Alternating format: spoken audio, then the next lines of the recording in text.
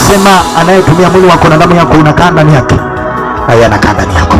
Yes, naomba ukae ndani yao leo.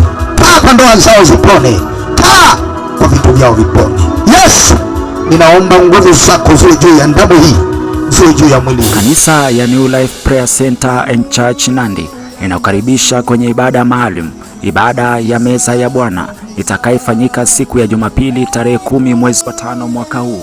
Akakitoa kikombe, akashukuru, akawapa akisema, "Nyweni nyote katika hiki, kwa maana hii ndio damu yangu ya agano imwagikayo kwa ajili ya wengi." Itakuwa ibada isiyokuwa ya kawaida, itakuwa ibada ya uponyaji. Mwili na damu ya Yesu waliamua kukutafunia jina sipotwani. Mwili wa Yesu na damu ya Yesu waliamua kukuchafua kabisa, sokoni hauna maana. Don't worry, relax. Damu ya Yesu na mwili wa Yesu, mwanangu leo pona, mwanangu leo heshima ingie tena, mwanangu kazi irudi, mwanangu upate visa, mwanangu usafiri. Itakuwa ibada ya maombi ya kusanya Hizo madhabahu ya teketee, moto waka sasa, moto waka sasa, na madhabahu ya wachawi.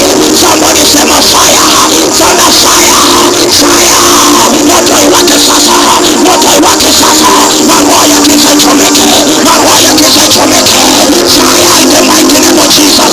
Hizo madhabahu yanguke, hizo roho yanguke, hizo fame yanguke, mitego lote, ajenda lote, mipango yote yanguke mara moja. Baada ya kutolewa katika minyororo ya giza, ibada ya kuvuka na kuelekea viwango vingine.